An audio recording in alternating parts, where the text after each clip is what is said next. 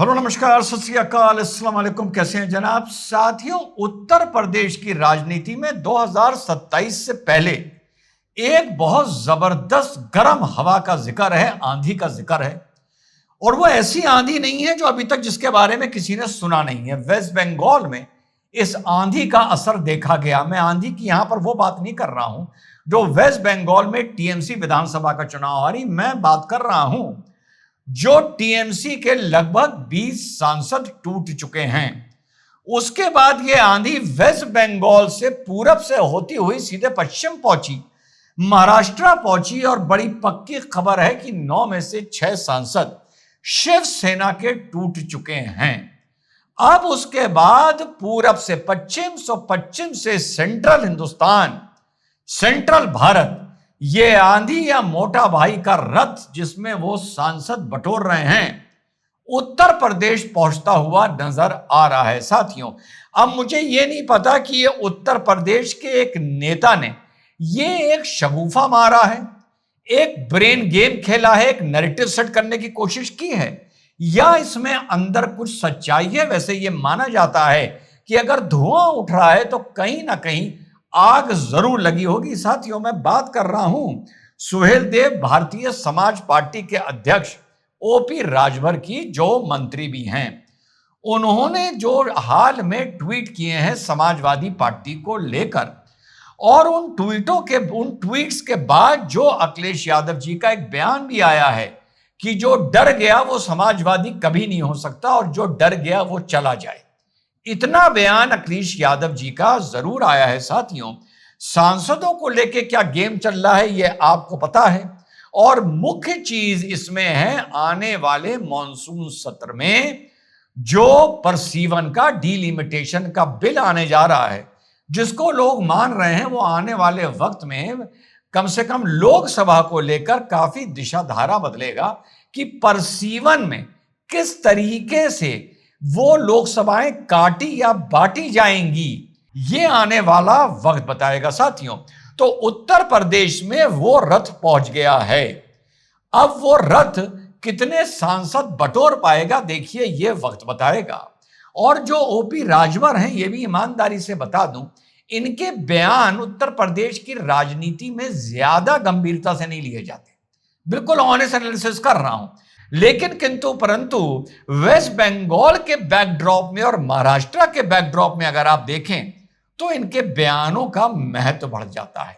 इन्होंने एक नहीं कई ट्वीट करने शुरू किए हैं जिसमें यह साफ साफ अखिलेश यादव को समझाते, चेतावनी देते और धमकाते नजर आ रहे हैं कि बेटा तुम्हारी पार्टी में एक बहुत बड़ी टूट होने जा रही है। कई इनके ट्वीट में से एक ट्वीट पढ़ता हूं ओम प्रकाश राजभर का। अखिलेश बाबू, छुप छुप के मुंबई क्यों जा रहे हो? यहां वाले तो भागने की तैयारी में हैं, उन्हें कौन रोकेगा? मॉनसून सत्र शुरू होने से पहले अपने सांसदों को कर्नाटक के जिस रिसोर्ट में ले जाना चाहते हो या जाना चाहते हो वो नहीं हो पाएगा। कर्नाटका मीन्स कांग्रेस की सरकार, क्योंकि मैंने जो कहा है ना कि सपा में गड़बड़ चल रहा है, ये स्क्रीनशॉट उसका एक नमूना भर है।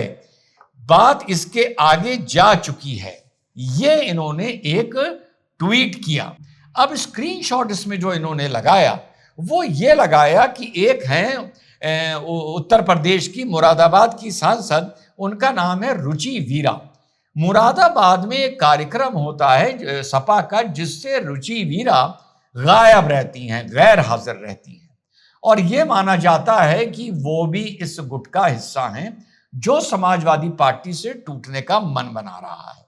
लेकिन उनका इसके बाद एक ट्वीट आता है मुरादाबाद से, ओपी राजभर खुद समाजवादी पार्टी में जाना चाहते हैं। राजभर के दावों को लेकर रुचि ने किया पलटवार। मुरादाबाद से समाजवादी पार्टी के सांसद रुचि वीरा ने ओपी राजभर के दावे पर तीखा जवाब दिया है। रुचि वीरा ने कहा कि ओपी राजभर के ट्वीट को गंभीरता से लेना जरूरी नहीं है। उसके आगे उन्होंने वह दावा करते हुए यह भी कहा कि ओपी राजभर खुद समाजवादी पार्टी में जाना चाहते हैं। लेकिन उन्होंने इतना जरूर कहा कि साहब मुरादाबाद में जो पीडीए का सम्मेलन हुआ था उसमें मुझे सम्मान नहीं दिया गया, मुझे जानकारी नहीं दी गई, होर्डिंग और पोस्टर्स में मेरी फोटो नहीं थी। हां, मैं उससे आहत हूं। मैंने बिल्कुल ईमानदारी से राजभर जी का भी बता दिया, और रुचि ने जो दोनों बातें बोली हैं वो भी मैंने आपको साथियों बता दी हैं। अब इसके बाद ओपी राजभर ने एक और चीज बोली कि बलिया का बागी विरोध करेगा। यानी उत्तर प्रदेश में अगर समाजवादी पार्टी टूटती है तो उसकी कमान संभालेगा बलिया का बागी। अब बलिया का बागी कौन है? उनका नाम है सनातन पांडे। यह कहते हुए कि समाजवादी पार्टी में ब्राह्मणों का बड़ा अपमान हुआ है और यह ब्राह्मण कभी नहीं सहन करेगा। लेकिन फिर दूसरा पक्ष बता दूं कि सनातन पांडे से जब यह बात पूछी गई तो उन्होंने कहा, जीते तक नहीं मरते दम तक मैं समाजवादी पार्टी को छोड़कर कहीं नहीं जाने वाला। तो रुचि की भी और सनातन पांडे की और राजभर की, इन ये जो अपनी अपनी बात कर रहे हैं, ये मैंने ईमानदारी से आप लोगों को सामने लाकर परोस दिया है।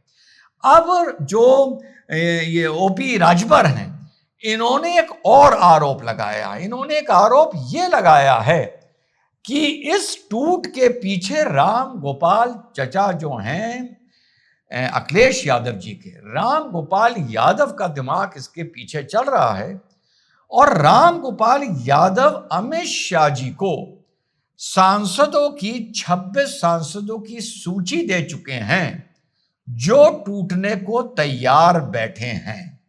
तो यह खबर बहुत ही गर्म और बड़ी जबरदस्त, जो पूरे देश की राजनीति को एक अलग तरीके से परिभाषित करेगी। बोलिए किस तरीके से करेगी? वो इस तरीके से करेगी कि टीएमसी टूटी, उसके साथ ये तार जुड़ा कि वहां पर क्योंकि यह इतनी बुरी तरीके से हारे, इस मारे टीएमसी के सांसद टूटे जो पहले से नाराज परेशान तानाशाही को लेकर चल रहे थे, या उनको डर था कि उनको कोई नुकसान पहुंच सकता है। इसी तरह जो उद्धव ठाकरे की खबर आ रही है शिवसेना टूटने जा रही है, उनके पीछे भी एक तर्क है, वो इस मारे टूटने जा रही है क्योंकि वो ऑलरेडी इतना टूट चुकी है कि उनके सांसदों को लग रहा है कि अगर कहीं भला हो रहा है तो पतली गली से निकल लो। लेकिन उत्तर प्रदेश पे ये दोनों सूरतें सूट नहीं करती, क्योंकि 2024 के चुनाव में अखिलेश यादव 37 सीट लाकर एक बहुत बड़ा राजनीतिक प्रदर्शन किया था, या ये माने कि देश की राजनीति को देखते हुए समाजवादी पार्टी ने इतना अच्छा परफॉर्मेंस कभी नहीं किया था। और उत्तर प्रदेश की राजनीति में ऐसी बात भी नहीं चल रही है कि किसी को मुकदमेबाजी हो रही है और सांसदों को टारगेट किया जा रहा है। वो बात अलग है कि राजभर ने ये बोला है कि खनन को लेकर और रिवर फ्रंट को लेकर, रिवर फ्रंट एक लखनऊ का प्रोजेक्ट आया था, गोमती के किनारों को बड़ा खूबसूरत बनाया गया था, और इसमें कोई डाउट नहीं है कि वाकई बड़ा खूबसूरत बनाया गया था, कोई डाउट नहीं है इसमें। लेकिन उसका जो पर्ची फटी थी वो लगभग 3000 करोड़ की फटी थी, तो अमाउंट के हिसाब से ज्यादा लगता है कि पैसा बताया गया था। उसकी बहुत सी फाइलें खुली हुई हैं और सीबीआई कभी भी अपने शेल्फ से फाइल निकाल कर इसमें नोटिस सम्मन जारी कर सकती है और पकड़ दकड़ इसमें शुरू हो सकती है। ये मैं नहीं बोल रहा हूं, ये राजभर जी के अलग अलग बयान है और यहां पे लोगों के अलग अलग, जो मैं आप लोगों को साथियों बता रहा हूं। तो आने वाला बस 15-20 दिन में एक बहुत बड़ी घटना, मैंने पहले बताया ये शगुफा भी हो सकता है, लेकिन अगर ऐसा होता है इसका देश की राजनीति पर बहुत जबरदस्त फर्क पड़ने साथियों जा रहा है। आने वाले वक्त में इसको एक डेमोक्रेसी का हिस्सा भी माना जा सकता है, एक वाकई एक जेन्युइन शिकायत का भी हिस्सा माना जा सकता है जो अपनी अपनी पार्टियों से है। उन राज्य की पार्टियों में एक नकारात्मक माहौल भी माना जा सकता है कि अगर राजनीति करनी है दिल्ली की तो किसी राष्ट्र पार्टी में जुड़ के करो, वरना भला नहीं हो, यह भी माना जा सकता है। और यह भी माना जा सकता है कि कानून में रहते हुए लोकतंत्र को किस तरीके से मैनिपुलेट किया जा सकता है। मैंने बड़ी ईमानदारी से चारों ऑप्शन आप लोगों को बताए हैं। उम्मीद करता हूं कि आप लोग कमेंट करके मुझे बताएंगे कि उन चारों में कौन सा सही है, या चारों सही हैं, या चारों गलत हैं, और आप इसमें कोई सजेशन दे सकते हैं। जय हिंद, वंदे मातरम, खुदा हाफिज।